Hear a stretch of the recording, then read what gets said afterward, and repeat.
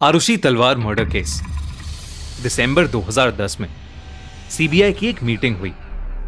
इस मीटिंग के होने का रीजन था 2 साल से अनसॉल्व पड़ा 13 साल के आरुषि तलवार और 56 साल के हेमराज का मर्डर केस।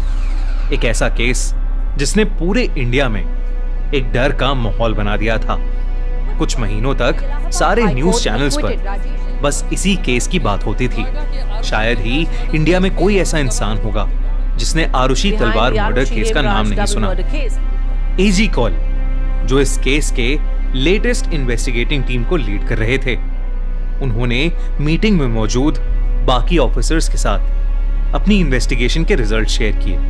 उनकी इन्वेस्टिगेशन के हिसाब से मर्डरर और कोई नहीं बल्कि आरुषि के पिता राजेश तलवार ही थे।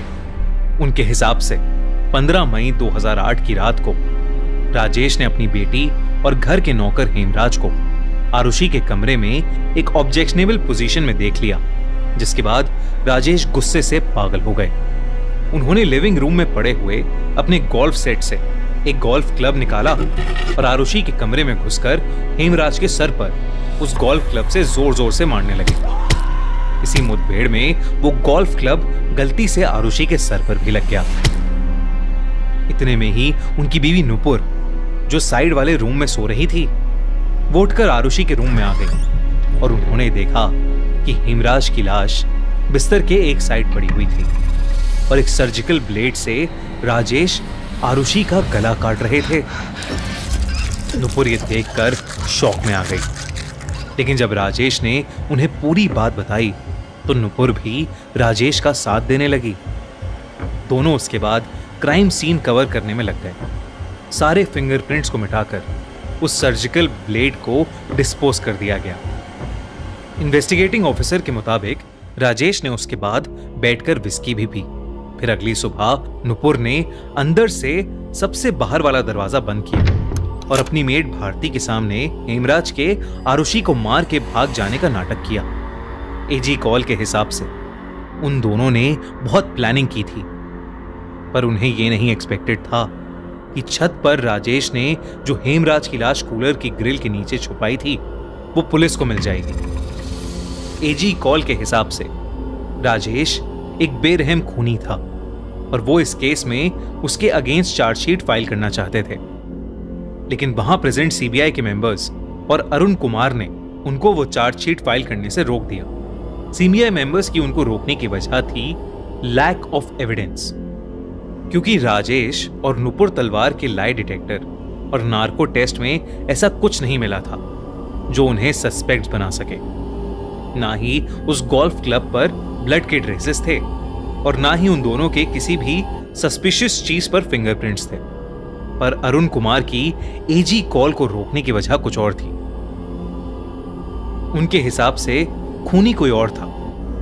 अरुण कुमार वो ऑफिसर थे जो एजी कॉल से पहले इस केस को इन्वेस्टिगेट कर रहे थे।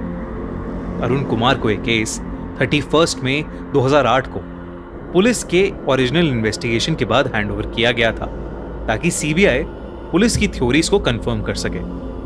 जब अरुण कुमार को एक केस मिला था तब पुलिस ने राजेश तलवार को ऑलरेडी अरेस्ट कर लिया था, क्योंकि उनके हिसाब से मर्डरर वही थे। पुलिस की थ्योरी भी एजी कॉल से मिलती जुलती थी, बस उसमें डिफरेंस ये था कि पुलिस के हिसाब से राजेश तलवार ने उन दोनों को उस रात एक ऑब्जेक्शनेबल पोजीशन में देखने के बाद हेमराज को वहीं गोल्फ क्लब से मारना शुरू नहीं करा था, बल्कि वो हेमराज को छत पर यह कहकर ले गए थे कि वो उससे कुछ बात करना चाहते हैं।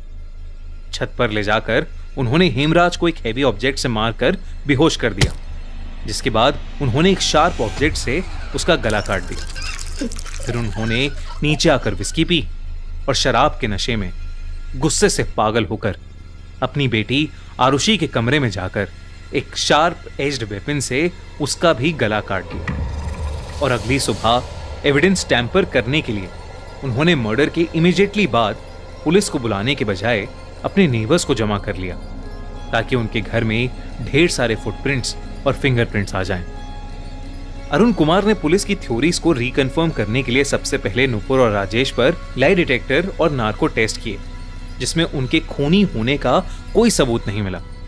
एक बड़ा सवाल था कि उनके घर के अंदर आकर कोई उनकी बेटी का गला काट गया और उन्हें पता ही नहीं चला। यह कैसे पॉसिबल था?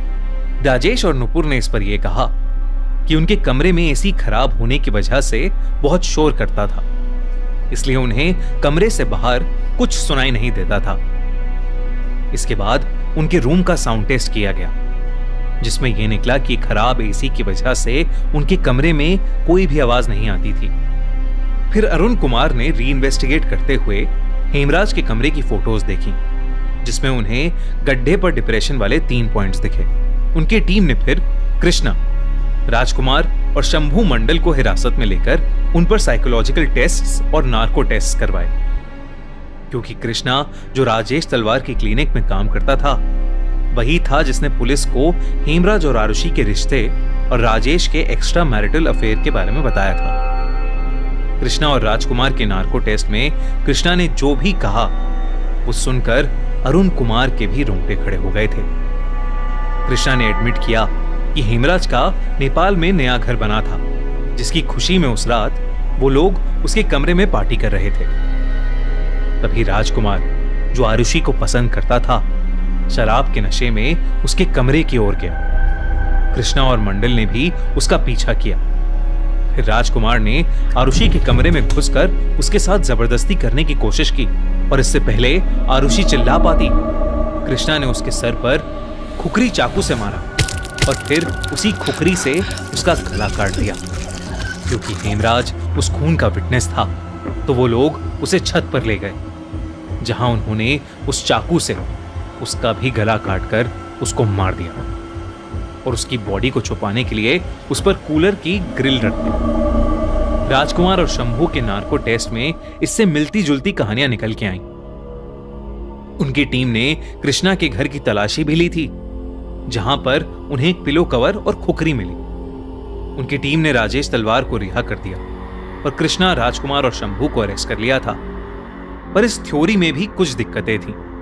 पहले की नार्को टेस्ट कोर्ट में एडमिसिबल नहीं होते थे, इसलिए कृष्णा और राजकुमार के कन्फेशन को कॉन्क्रीट प्रूफ कंसिडर नहीं किया जा सकता था।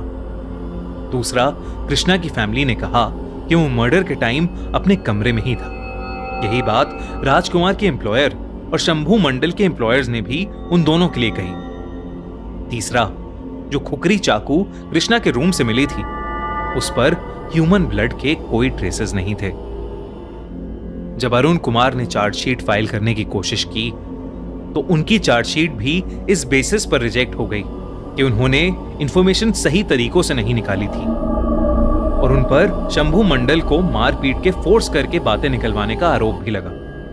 क्योंकि दोनों ही टीम की इन्वेस्टिगेशन और थ्योरीज को प्रूफ करने के लिए सीबीआई मेंबर्स के पास कोई कॉन्क्रीट प्रूफ नहीं था, तो कॉमन कंसेंसस से सीबीआई की उस मीटिंग में चार्जशीट की बजाय क्लोजर रिपोर्ट फाइल करने का डिसीजन लिया गया।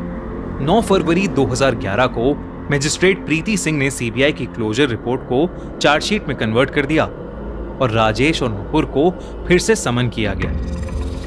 राजेश और नुपुर ने इलाहाबाद हाई कोर्ट और सुप्रीम कोर्ट में इस डिसीजन के अगेंस्ट पिटीशन फाइल की, जो दोनों कोर्ट्स में रिजेक्ट कर दी गई। 11 मई 2013 को राजेश और नुपुर का ट्रायल शुरू हुआ और 25 नवंबर 2013 को एक स्पेशल सीबीआई कोर्ट ने उन दोनों को आरुषि और हेमराज के मर्डर में गिल्टी करार दिया और उनको murder, destruction of evidence, misleading the probe और फाइलिंग अ रॉन्ग एफआईआर के लिए कन्विक्ट करके 26 नवंबर को उन्हें लाइफ सेंटेंस यानी उम्र कैद की सजा सुनाई गई। लेकिन जनवरी 2014 में राजेश और नुपुर ने इस डिसीजन को इलाहाबाद हाई कोर्ट में चैलेंज किया और 12 अक्टूबर 2017 में हाई कोर्ट ने लैक ऑफ एविडेंस की वजह से उन्हें सारे चार्जेस से फ्री कर दिया। ये एक ऐसा केस बन गया जिसे कोई सॉल्व नहीं कर पाया और आरुषि और हेमराज को आज तक जस्टिस नहीं मिली। आपको क्या लगता है, किसने मारा आरुषि को? कमेंट्स में हमसे अपना ओपिनियन जरूर शेयर कीजिए।